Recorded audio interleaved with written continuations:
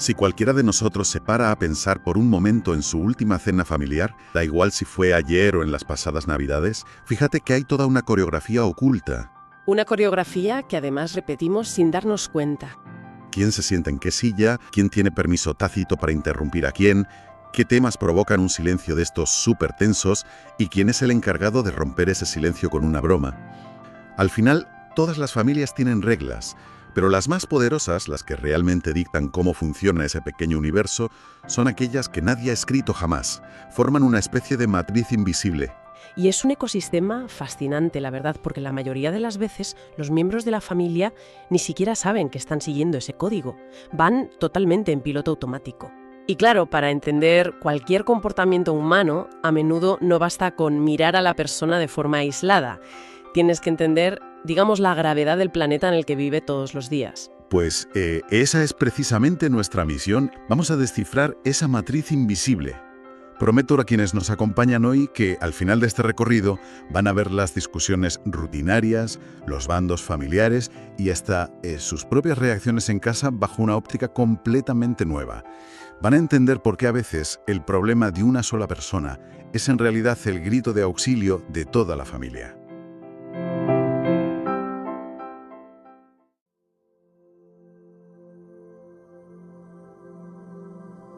Para poder ver esos hilos invisibles, primero tenemos que entender de dónde surge esta perspectiva. Y aquí entra una figura fundamental, que es Salvador Minuchin. Fue un psiquiatra y pediatra argentino que revolucionó la terapia en la segunda mitad del siglo XX. En la década de los 50, Minuchin estaba en Israel trabajando con chavales. Y luego, en los años 60, se trasladó a Filadelfia, a una clínica de orientación infantil en Estados Unidos, trabajando con familias en situaciones de muchísima marginalidad y estrés. Ahí es donde empezó a colaborar con gente como Nathan Ackerman y a empaparse de la teoría general de sistemas. Él se dio cuenta de algo que hoy nos puede parecer obvio, pero que entonces rompió todos los esquemas. Vio que no puedes tratar los problemas de un niño metiéndolo solo en un despacho durante 1 hora a la semana, para luego devolverlo exactamente al mismo entorno que está generando o manteniendo ese problema. Y para cambiar su forma de trabajar, Minuchin se apoyó en los principios de la cibernética. Dejó de rebuscar únicamente en el pasado individual y empezó a traer a toda la familia a la consulta. Su enfoque era el aquí y el ahora, observar cómo interactuaban en tiempo real delante de él. Espera. Me llama la atención que menciones la cibernética. ¿Cómo encaja eso aquí? Ya. En cibernética estudias cómo los sistemas se regulan a sí mismos a través de circuitos de retroalimentación para mantener el equilibrio. Piensa en el termostato de una casa. Si la temperatura baja demasiado, el termostato lo detecta y enciende la calefacción para restaurar el equilibrio. Minuchin vio que las familias hacen exactamente lo mismo. O sea que la familia tiene su propio termostato emocional. Exactamente. Imagínate que hay una tensión brutal entre los padres. El sistema familiar está en peligro de romperse. De repente, el hijo pequeño empieza a suspender todas las asignaturas o a meterse en peleas en el colegio. Ah, claro. Desvía la atención. Eso es. Ese mal comportamiento actúa como la calefacción del termostato, obliga a los padres a dejar de pelear entre ellos para unirse y ocuparse del niño. El sistema ha recuperado su falso equilibrio a costa del síntoma del hijo. O sea, el problema del niño no es un fallo, es una función de supervivencia del sistema. Lo fascinante aquí es cómo quita el foco de la culpa individual. Y de esa observación directa nace su concepto central, que es la estructura familiar.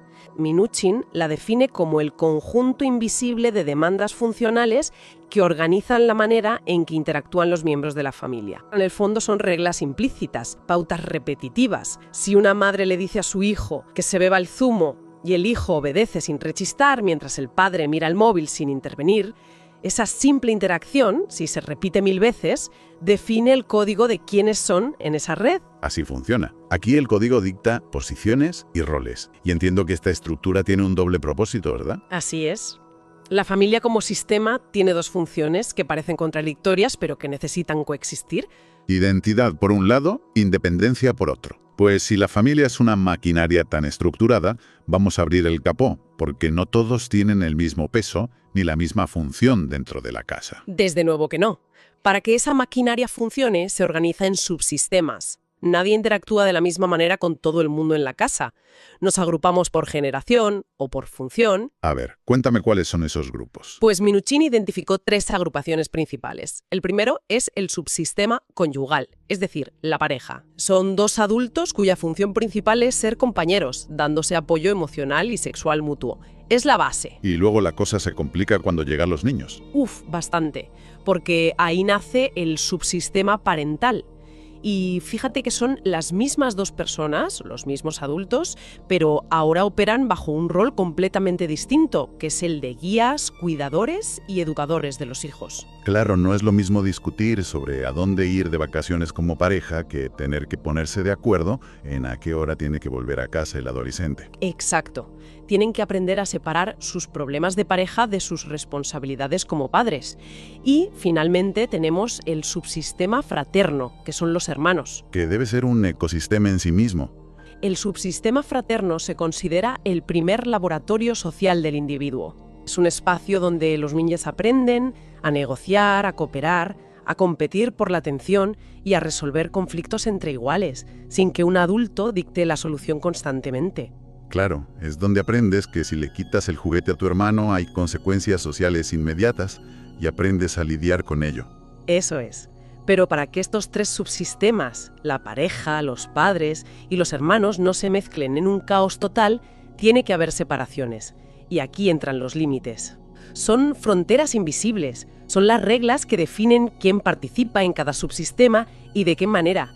Y de la claridad de esos límites depende la salud mental de toda la familia. Minuchin catalogó 3 tipos, empezando por el escenario ideal, que son los límites claros. En una familia con límites claros hay autonomía personal, pero con suficiente permeabilidad para que fluya el afecto, la comunicación y el apoyo. Los padres son padres, los hijos son hijos. Hay respeto a la privacidad del otro. O sea, no le lees el diario a tu hija. Exacto. Pero si el hijo tiene un problema, sabe que puede cruzar esa valla y pedir un abrazo, un consejo. Y luego están los extremos, que imagino que es lo que Minuchin veía sin parar en la clínica. Empecemos por los límites difusos. Los límites difusos crean lo que los teóricos llaman familias amalgamadas o aglutinadas, donde no sabes dónde empieza la identidad de uno y acaba la del otro. Hay demasiada permeabilidad interna. O sea, 0 privacidad. 0. Todo el mundo opina sobre la vida de todo el mundo. No hay puertas cerradas, ni física, ni emocionalmente. El individuo cede su autonomía personal y su espacio. Y hay un matiz psicológico importante aquí. Esta cercanía extrema no significa que haya una solidaridad real o un amor más puro. Porque desde fuera podría parecer la familia perfecta y superunida. A menudo nace de una inseguridad profunda. Se cede la libertad a cambio de sentirse hiperprotegido frente al mundo exterior, que perciben como una amenaza constante. Vale, entiendo. Y en el polo opuesto tenemos los límites rígidos, las fronteras de hormigón armado, imagino. Sí, esto da lugar a las familias desvinculadas. La impermeabilidad interna es excesiva. La autonomía personal se respeta de forma tan extrema que cada uno hace su vida. Entran y salen como si fueran simples compañeros de piso que coinciden en el pasillo. El coste de esto es altísimo porque se pierde el sentido de unidad. Hay aislamiento, falta de comunicación abierta y casi nula ayuda mutua en los momentos difíciles. Vivimos en una cultura que premia constantemente el esfuerzo individual y la independencia. Pero la terapia estructural nos advierte de un peligro oculto ahí. Esa autonomía extrema, si carece de un sentido real de pertenencia y de una red de seguridad, crea individuos profundamente frágiles. Frágiles, pero si parecen de hierro. Parecen, pero si esa persona tan entre comillas independiente se enfrenta a una crisis grave de verdad, o sea, un despido fulminante, una enfermedad, la pérdida de una pareja, y no tiene la capacidad emocional de pedir ayuda, queda totalmente aislado emocionalmente. La verdadera resiliencia es saber ser autónomo, pero también tener la vulnerabilidad de saber cuándo y cómo apoyarse en los demás. Autonomía con conexión. Entonces, los límites definen quién está en qué habitación de la casa emocional. Pero, claro, en cualquier grupo humano, alguien tiene que tomar decisiones. Pasamos de las paredes a la autoridad. Y eso nos mete de lleno en la jerarquía. Como cualquier organización, la familia necesita niveles de autoridad funcional para adaptarse y sobrevivir. El problema viene cuando esa estructura de poder se corrompe, y una de las disfunciones más destructivas es lo que en psicología clínica se llama parentalización. Ocurre cuando un hijo acaba asumiendo responsabilidades que por peso emocional o físico le corresponden a un adulto. No deben existir diferencias jerárquicas entre individuos de la misma generación, o sea, en los subsistemas horizontales. Pero, a ver, aclarar esto es importante, porque que a un niño de 12 años le toque poner el lavavajillas o bajar la basura no es parentalización, eso es colaborar en casa. No hablamos de tareas domésticas acordes a la edad, hablamos de dinámicas mucho más pesadas. Por ejemplo, un niño de 10 años que tiene que ejercer de terapeuta emocional de su madre, porque ésta le cuenta sus intimidades y llora con él por las infidelidades del padre. O un adolescente que tiene que actuar como padre de sus hermanos pequeños, poniéndoles las normas y castigándolos, porque los adultos están ausentes funcionalmente. Eso destroza el límite intergeneracional. Un niño no tiene la estructura psíquica para soportar el peso emocional de un adulto. Y esto nos lleva a cómo se ejerce ese poder en el día a día, porque no es lo mismo liderar que dictar. Y ahí es donde entran los 4 estilos de crianza que exploran los textos, ¿verdad? Así es, la jerarquía se manifiesta en estos estilos, que son 4 cuadrantes basados en cuánto afecto y cuánta exigencia hay. Tienes, por ejemplo, el estilo permisivo. Ese es el de los padres colegas, ¿no? Sí, mucha afectividad, todos son abrazos, pero 0 límites. Los padres evitan cualquier conflicto. Y el resultado suelen ser hijos impulsivos, que no toleran la mínima frustración porque nunca les han dicho que no. Y supongo que en el otro extremo está el sargento de hierro. El estilo autoritario. Exigencia rígida, normas militares y 0 diálogo. O sea, se hace porque lo digo yo y punto. Eso genera a niños muy obedientes, sí, pero a menudo con una ansiedad tremenda y baja autoestima. Claro, porque sienten que su opinión no vale nada. Exacto. Luego está el negligente, que es 0 implicación, 0 afecto y 0 límites. Abandono funcional absoluto. Esto, lógicamente, predispone a problemas emocionales muy graves. Y el objetivo a alcanzar, imagino, es el 4. El estilo democrático, que es el ideal. Amor más firmeza más respeto. Las reglas están claras, pero se explican y se validan las emociones del niño. Y además de los estilos, hay un concepto sobre el territorio emocional, de la centralidad frente a la marginalidad. La geografía del hogar. ¿Quién ocupa el centro de la familia? ¿Y quién está en los márgenes? Exacto. Rescatan un dato sociológico súper específico sobre la figura del padre periférico. Hablamos del padre que reduce su existencia en la familia casi exclusivamente al rol de proveedor económico. O sea, trae el sueldo, pero su implicación en la casa es minúscula. Y la teoría señala que esto muchas veces es producto de la masculinidad compulsiva o directamente del machismo. Mostrar afecto o implicarse en los cuidados se ve como algo impropio de hombres. Y fíjate cómo impacta eso en la matriz de la que hablábamos. Si un miembro importante se aísla en la periferia, deja un vacío enorme en el centro. Y el sistema familiar no tolera los vacíos, así que se reconfigura de inmediato. La madre suele quedar centralizada en exceso, sobrecargada, asumiendo todo el peso emocional, o uno de los hijos tiene que dar un paso al frente para llenar ese hueco. Es brutal cómo un factor cultural externo, como el machismo en este caso, acaba deformando por completo la arquitectura invisible del salón de tu casa. Y claro, cuando los límites fallan y la jerarquía se confunde, inevitablemente surgen los conflictos. Es que es la física básica de las relaciones. ¿Cómo sobreviven las familias a sus propias guerras internas? Pues entramos en lo que se conoce como el teatro del conflicto, la dinámica de las tríadas. Cuando hay tensión entre 2 personas, la tendencia humana natural es buscar a un tercero para equilibrar la balanza. A ver, explícame eso, porque las fuentes hablan de alianzas, coaliciones y triangulaciones, y suena todo un poco parecido. Hay que distinguir muy bien cómo se hace. Por un lado, tenemos las alianzas, que como te puedes imaginar son funcionales y potencialmente neutras. Entiendo que una alianza es simplemente una afinidad positiva entre personas de la misma generación, ¿no? 2 hermanos que se unen para pedir que les suban la paga, o los 2 padres aliándose para decidir a qué hora se apaga la televisión. Exacto, es transparente, no busca destruir a nadie. El terreno pantanoso empieza con las coaliciones. Aquí surgen los problemas. Una coalición es una alianza rígida y oculta y a menudo transgeneracional. Su único propósito es oponerse a una tercera persona. Danos un ejemplo para verlo claro. Pues el clásico ejemplo disfuncional es una madre y un hijo adolescente unidos de forma permanente, casi conspiratoria, contra el padre. para menospreciarlo o ignorar su autoridad. Ya no es afinidad, es buscar aliados en las trincheras para ganar una guerra civil en el pasillo de casa. Y en esa guerra me temo que el hijo siempre actúa como pararrayos, ¿no? Lamentablemente sí.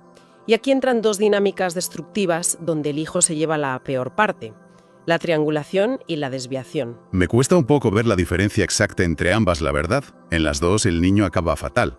Es normal confundirlas, pero el mecanismo es distinto. En la triangulación, el conflicto entre los padres es abierto.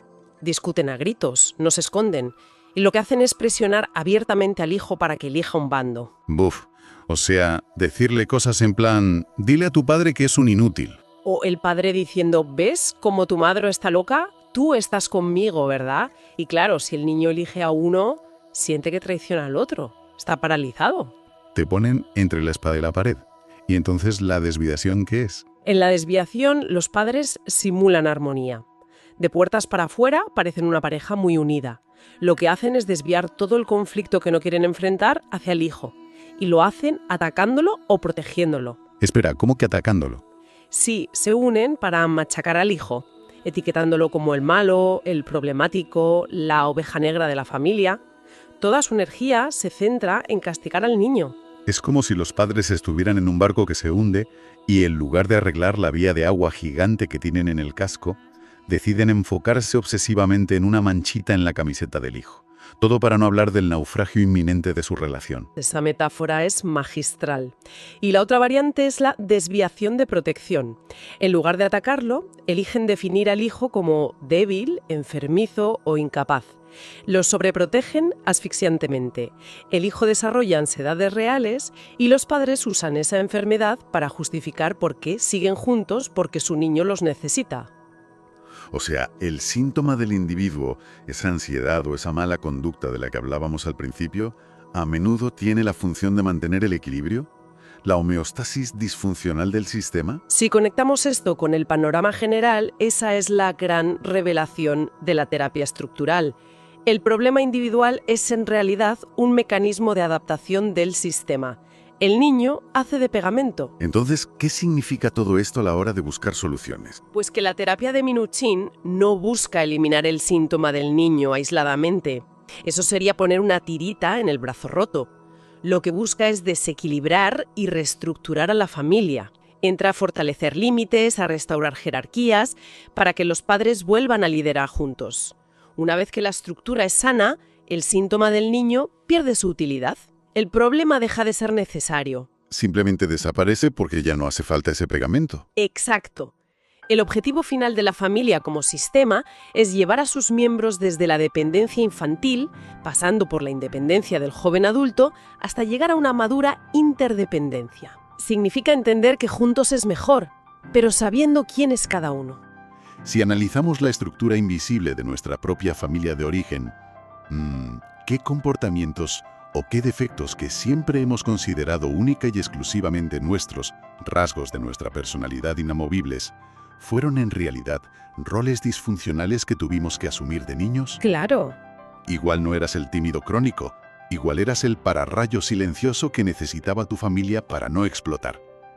Cuestionarse eso es un punto de partida vital para empezar a cambiar el guión que seguimos actuando en piloto automático en nuestro día a día. Es una reflexión que da para mucho. Pues aquí lo dejamos. Como siempre, interesantísimo ver cómo lo invisible rige nuestra vida cotidiana. Hasta la próxima inmersión profunda.